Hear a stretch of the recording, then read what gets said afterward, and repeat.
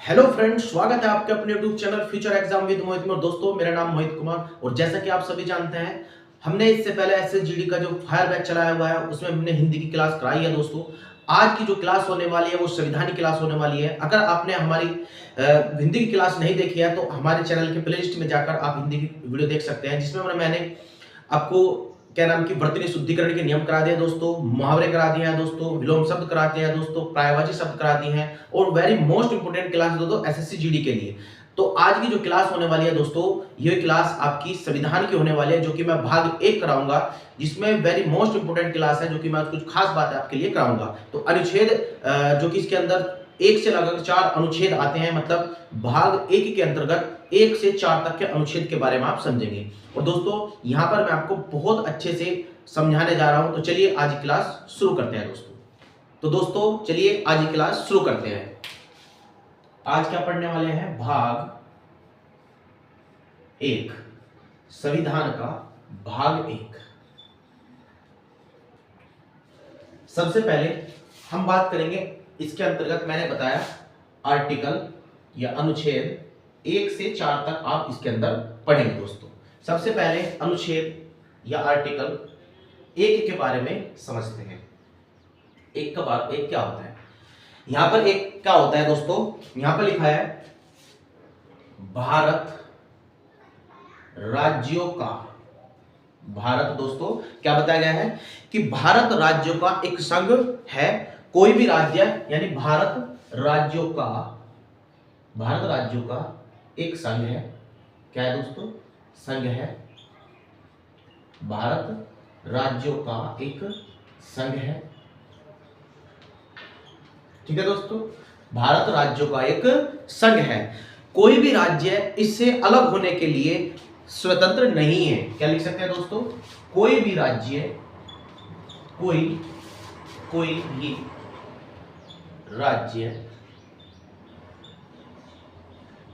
इससे अलग होने के लिए स्वतंत्र नहीं है। तो हमारा आर्टिकल 1 ये कहता है कि भारत राज्यों का एक संघ है, मतलब जितने भी राज्य हैं इन राज्यों जुड़कर एक संघ का निर्माण होता है, इसको बोलते हैं भारत। जितने भी राज्य हैं भारत के अंदर, आपको पता, सभी के पता, जो करंट में जो राज्य है वो 28 राज्य है और 8 केंद्र शासित प्रदेश है। तो इन सभी को जोड़कर एक संघ बनता है, जिसको आप बोलते हैं राज्य, सॉरी भारत बोलते हैं। क्या बोलते हैं दोस्तों? भारत बोलते हैं, मतलब राज्यों का एक संघ है, मतलब इन राज्यों को जोड़कर एक संघ का निर्माण हुआ है, जिसको कहते हैं भारत। तो आर्टिकल 1 के अंतर्गत ये बात रखी गई है कि भारत राज्यों का एक संघ है, कोई भी राज्य इससे अलग होने के लिए स्वतंत्र नहीं है दोस्तों। अब यहां पर आर्टिकल 2 समझते हैं। देखिए आर्टिकल 2 समझते हैं। अनुच्छेद 2 अनुच्छेद कहता है 2 कि नए राज्यों का प्रवेश। अब देखिए इसका मतलब यह है कि नए राज्यों का प्रवेश का मतलब यह है दोस्तों कि जब कोई नया राज्य गठन होता है तो उसका जो वृत्तांत है, विस्तार है, या उसकी जो भी बात रखी गई आर्टिकल 2 के अंतर्गत रखी गई है। मतलब आर्टिकल 2 के तहत ही नए राज्य का गठन हो सकता है। ठीक है दोस्तों, नए राज्यों को प्रवेश दिया जा सकता है इस भारत के अंदर। तो ये आर्टिकल 2 कहता है कि नए राज्यों का प्रवेश, मतलब नए राज्यों का गठन हो सकता है दोस्तों। चलिए यहां पर देखिए होता क्या है कि यहां पर आर्टिकल नंबर 3, जो कि वेरी मोस्ट इंपोर्टेंट, आर्टिकल 3 अनुच्छेद 3। अब अनुच्छेद 3 क्या कहता है? अनुच्छेद 3 क्या कहता है दोस्तों? अनुच्छेद 3 ये कहता है कि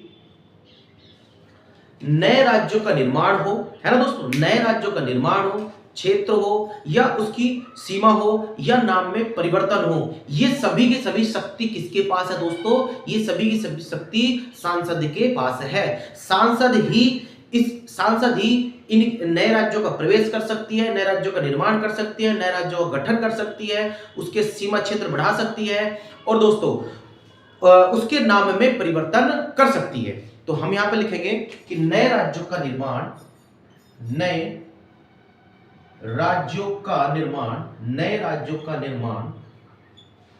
और दोस्तों नए राज्यों का निर्माण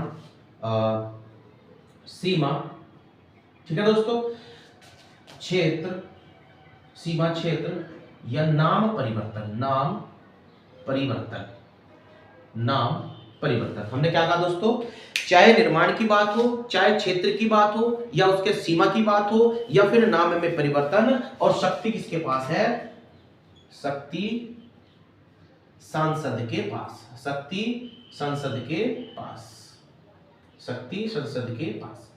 कहने का मतलब यह है कि जब नया राज्य का निर्माण होगा दोस्तों, या उनके क्षेत्र में कुछ वृद्धि करनी है, उनकी सीमा में कुछ वृद्धि करनी है, या उसके नाम में कोई परिवर्तन करना है, तो यो सिर्फ और सिर्फ शक्ति किसके पास है, संसद के पास है दोस्तों। अब देखिए बात करते हैं यहां पर, जब ये शक्ति संसद के पास है तो इससे पहले किसकी सहमति लेनी आवश्यक है, तो नोट करके लिख रहा हूं दोस्तों, राष्ट्रपति की पूर्व सहमति आवश्यक है, राष्ट्रपति की पूर्व सम्मति, यानी इनसे पहले किसकी सम्मति जरूर होनी चाहिए, राष्ट्रपति की यहां पर सम्मति होनी चाहिए। तो राष्ट्रपति की पूर्व सम्मति आवश्यक, पूर्व सहमति आवश्यक, पूर्व सहमति आवश्यक। तो दोस्तों यहां पर मैंने क्या बताया कि राष्ट्रपति की पूर्व सहमति आवश्यक है।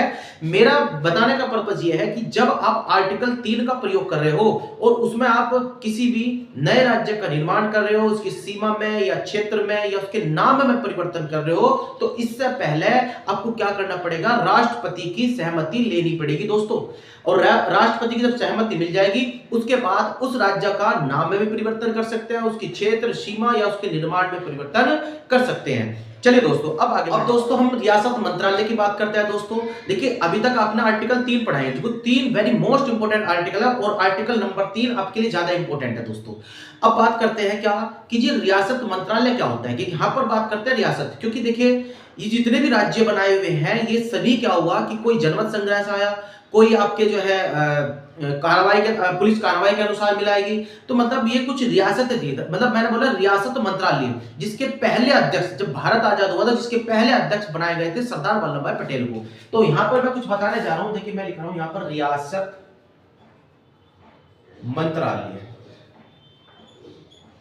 कि जो पहले अध्यक्ष बने थे दोस्तों, जो पहले अध्यक्ष बने थे वे आपके थे सरदार वल्लभ भाई पटेल, सरदार वल्लभ भाई पटेल, सरदार वल्लभ भाई पटेल।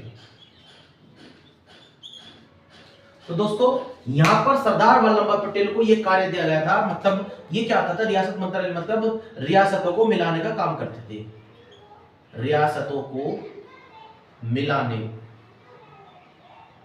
के लिए रियासत मंत्रालय बनाया गया था।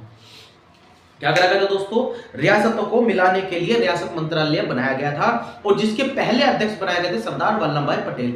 जब क्योंकि आपको पता है कि 562 रियासतें थी, जिसमें आपको क्या बताया गया था, जो भी रियासतें थी जो बड़ी बड़ी, जैसे हैदराबाद रियासतें थी, है ना, जूनागढ़ रियासतें थी, है ना, और जम्मू कश्मीर रियासतें थी, इन सबको जो बड़ी बड़ी रियासतें इन सबको मिलाने का श्रेय किसको जाता है, सरदार वल्लभ भाई पटेल ने, जिन्होंने इन रियासतों को मिलाया है।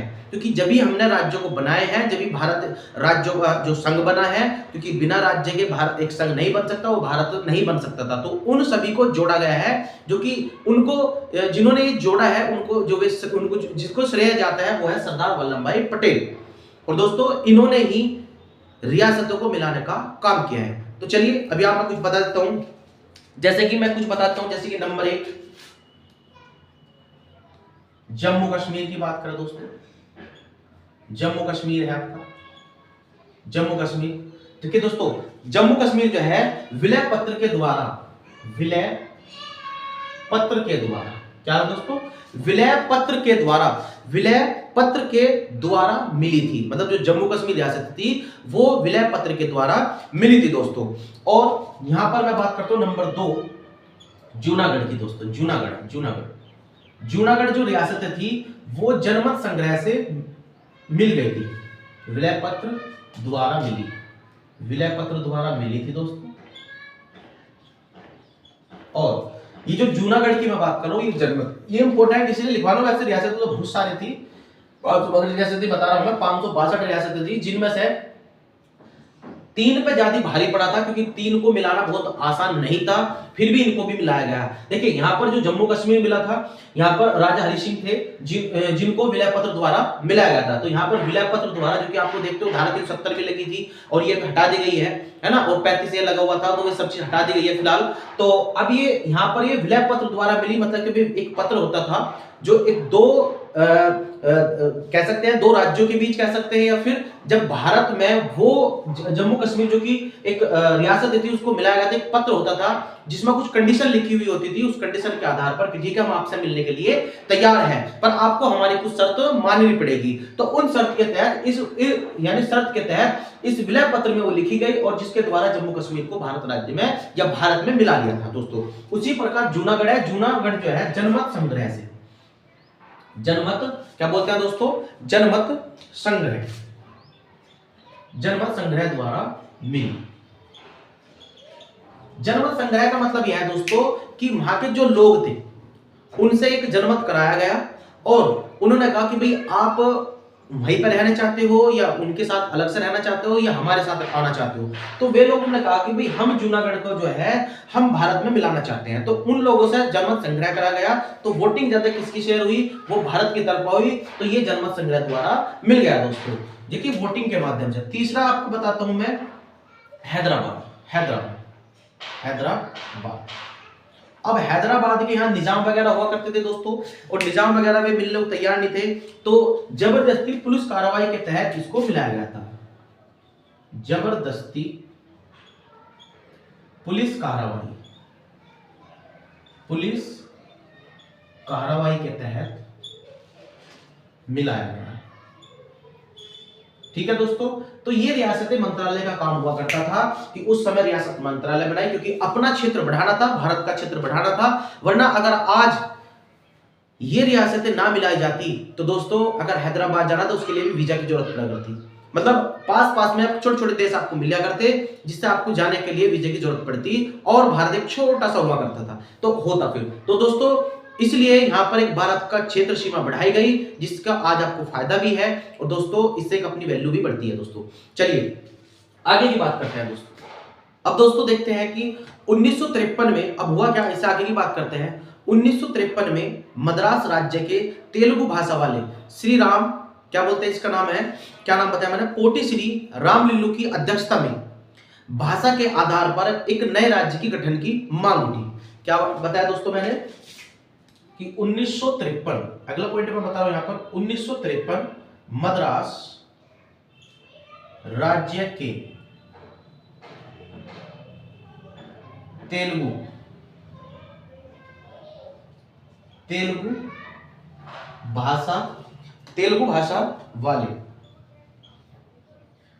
भाषा वाले पोटी श्री, क्या नाम था इनका, पोटी श्री रामलिल्लू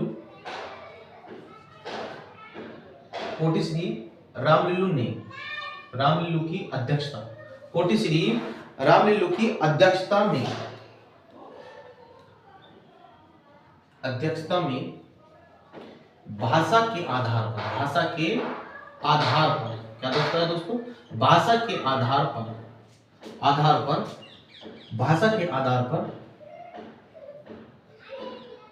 आधार पर नए राज्य की मांग उठाई। तो ये दोस्तों 1953 की बात मैं बता रहा हूं, जो कि मद्रास राज्य के तेलुगु भाषा वाले पोटी श्री रामलिल्लू की अध्यक्षता में इन्होंने क्या काम करा, भाषा के आधार पर नए राज्य के गठन की मांग करी। अब जब नए राज्य के गठन की मांग करी तो उस समय तो ये बनाया गया कि भाषा के आधार पर बने, क्योंकि देखिए आज हर एक राज्य की अलग अलग भाषाएं हैं दोस्तों। तो उन भाषा के आधार पर ही सबसे पहले जब भाषा के आधार पर राज्य गठन हुआ तो वो आपका आंध्र प्रदेश का गठन हुआ, क्योंकि इनकी मृत्यु हो गई थी, अनशन में बैठे हुए थे दोस्तों, और इनकी मृत्यु की तो आनंद फानन में फिर जो है पर आंध्र प्रदेश को, यानी 1 अक्टूबर 1953 में आंध्र प्रदेश को भाषा के आधार पर जो है राज्य बनाया गया दोस्तों, और उस समय उसकी राजधानी थी कन्नौज। तो यहाँ पर एक बात आती है समझ में कि जी जो भाषा के आधार पर बना था वो 1 अक्टूबर 1953 में 1953 में आंध्र प्रदेश को भाषा के आधार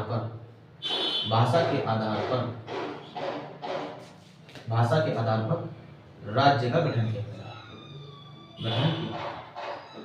ठीक है ना, यानी भाषा के आधार पर राज्य का गठन किया गया। और दोस्तों उस समय इसकी राजधानी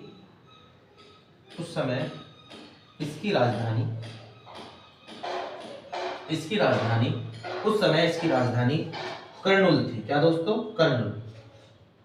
कर्नूल थी। ये आपके इंपोर्टेंट पॉइंट है। तो दोस्तों मैंने बताया कि सर्वप्रथम जो भाषा के आधार पर बना था राज्य वो आंध्र प्रदेश बना था, क्योंकि 1 अक्टूबर 1953 में राज्य का गठन हुआ था। और जस्ट इसके बाद 1956 में एक राज्य पुनर्गठन आयोग आया दोस्तों, तो चलिए उसको भी समझते हैं। तो दोस्तों मैं बता रहा था कि उसके बाद राज्य का पुनर्गठन आया दोस्तों। क्या बता रहा था दोस्तों मैं कि राज्य का पुनर्गठन आया, और जो कि 1956 में राज्य का पुनर्गठन आयोग बनाया गया। तो उसमें क्या हुआ कि यहां पर 3 सदस्य आए, यानी 3 अंग्रेज आए, जिनका नाम था, एक का नाम आपका यहां पर मैंने सारे नाम लिखे हुए हैं, जिसका नाम था फजल अली थे। दूसरा आपका नाम हृदयनाथ कुजरू थे, और तीसरा आपका नाम था के.एम. पाणिफक्कर। मतलब यूं कह सकते हैं कि जब राज्य का पुनर्गठन आया होगा तो उनमें 3 सदस्य बनाए गए। ये 3 सदस्य बनाए गए दोस्तों, और 3 सदस्य 1956 में पुनर्गठन आयोग की स्थापना हुई थी, जिसमें 3 सदस्य जोड़े गए, जिसके अध्यक्ष रहे यहाँ पर, ये अध्यक्ष बने थे फजल अली। इसके अध्यक्ष बने थे फजल अली, क्योंकि 3 सदस्य थे। फजल अली अध्यक्ष रहे, हृदयनाथ कुजरू और के.एम. पाणिफक्कर, जिन्होंने यहाँ पर 1956 में एक रिपोर्ट दी। उस रिपोर्ट में इन्होंने कहा कि 14 राज्य बनाए व 6 केंद्र शासित प्रदेश बनाए। तो मतलब ये कह सकते हैं कि 14 तो राज्य व 6 केंद्र शासित प्रदेश इन्होंने बनाए दोस्तों। और कैसे कैसे बनाए वो भी मैं आपको बता रहा हूं। जैसे कि पहला 1960 में बना दोस्तों। 1960 में यहां पर क्या करा कि बंबई से काटकर, पहले मुंबई बोलते थे, बंबई बोलते थे, तो बंबई से काटकर कौन से नए राज्यों का निर्माण हुआ था दोस्तों? तो ये नए राज्य का निर्माण हुआ था गुजरात व महाराष्ट्र राज्य का निर्माण हुआ। ये कब हुआ? 1960 में बंबई से काटकर गुजरात और महाराष्ट्र का निर्माण हुआ। उसी प्रकार यहाँ पर 1963 में, 60 के बाद 1963 में, अब देखिए यहाँ पर 1963 की बात आ गई। देखिए अगर मैं आपको इनकी याद करने तरीके बताऊं तो 1963 में क्या हुआ था, यानी देखिए असम से काटकर नागालैंड का निर्माण हुआ। उसी प्रकार जैसे कि बंबई से काटकर गुजरात और महाराष्ट्र को बनाया गया था। तो 1963 में 3 साल बाद किसको बनाया गया? यहाँ पर असम से काटकर कौन से नए राज्य का निर्माण हुआ? नागालैंड का निर्माण हुआ दोस्तों। ठीक है ना दोस्तों? तो 1963 में असम से काटकर नागालैंड का निर्माण हुआ दोस्तों। उसी प्रकार 1966 में फिर यहाँ पर 1966 में पंजाब से काटकर एक अलग राज्य का निर्माण हुआ, जिसका नाम था हरियाणा राज्य का निर्माण हुआ। तो मतलब यह कि 1960 में बंबई से काटकर गुजरात और महाराष्ट्र का निर्माण हुआ, 1963 में असम से काटकर नागालैंड का निर्माण हुआ, 1966 में पंजाब से काटकर हरियाणा का निर्माण हुआ। उसी प्रकार देखिए इंपॉर्टेंट आपके लिए, यहाँ पर 1971 में जो नए राज्य का निर्माण हुआ था वो हिमाचल प्रदेश का निर्माण हुआ था दोस्तों। किसका निर्माण हुआ? हिमाचल प्रदेश का निर्माण हुआ। उसी प्रकार 1972 में कौन कौन से राज्य का निर्माण हुआ? यहाँ पर मणिपुर, त्रिपुरा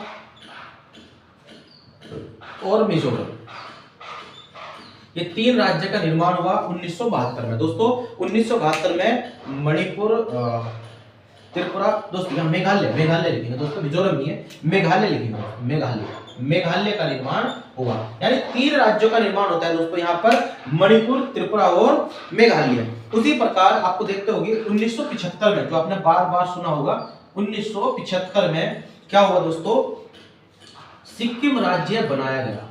सिक्किम राज्य देखिए यहां पर सिक्किम राज्य भारत का जो है 22वां राज्य बना था दोस्तों। कौन सा राज्य बना था? 22वां राज्य बना था। यानी सिक्किम जो कि 36वें संविधान संशोधन के तहत 36वें संविधान संशोधन के तहत इस राज्य का निर्माण हुआ था। 36वां संविधान संशोधन हुआ था दोस्तों। कौन सा संविधान संशोधन हुआ था? 36वां संविधान संशोधन। ये पूछ लेता है, वेरी मोस्ट इंपोर्टेंट है दोस्तों, कि भाई सिक्किम राज्य कब बना था? तो 1975 में सिक्किम राज्य का निर्माण हुआ था, जो कि 22वां राज्य था उस समय। और दोस्तों 36वां संविधान संशोधन हुआ था, जिसके तहत इस राज्य का गठन किया गया था, सिक्किम राज्य का। ठीक है दोस्तों, तो चलिए दोस्तों कुछ हो रह गए थे, इनको भी मैं बता देता हूँ।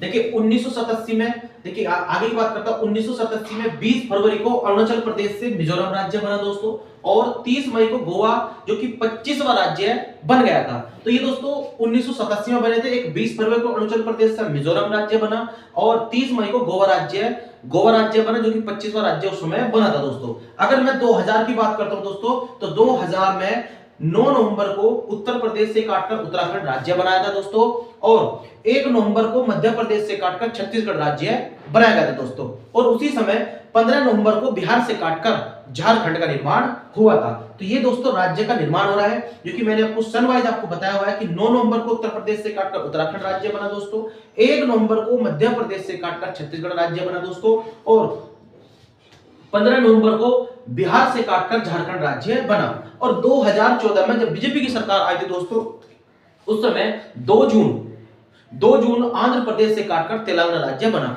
और दोस्तों अगर उस समय की बात करो 2014 की, तो उस समय 29वां राज्य बना था। लेकिन हाल फिलहाल में अभी करंट में वर्तमान में जो आपके 28 राज्य है और 8 केंद्र शासित प्रदेश है, लेकिन उस समय तेलंगाना जो बना था 29वां राज्य बना था। तो ये कब बना था? 2 जून 2014 में 2 जून आंध्र प्रदेश से काटकर तेलंगाना राज्य का निर्माण हुआ था। तो दोस्तों ये मैंने आपको भाग 1 के अंतर्गत आर्टिकल 1 से लेकर 4 तक के जितने भी फैक्ट थे मैंने आपको समझाए हैं, और 4 आर्टिकल मैंने आपको समझाए हैं दोस्तों। तो कैसे आपको लगी वीडियो दोस्तों? वीडियो अच्छी लगे तो प्लीज अपने दोस्तों में ज्यादा से शेयर करिए, और अगर आप चैनल पर नए हैं तो चैनल को सब्सक्राइब कर ले और बेल आइकन को प्रेस कर ले, ताकि हमारे आने वाली वीडियो का नोटिफिकेशन आपको मिल जाए। और दोस्तों अपने दोस्तों में यह वीडियो ज्यादा शेयर करिए। और ये एसएससी जीडी का फायर बैच चल रहा है दोस्तों, जिसमें मैं आपको सभी क्लास आपको दूंगा, और ये क्लास आपके लिए वेरी मोस्ट इंपोर्टेंट क्लास होने वाली है दोस्तों।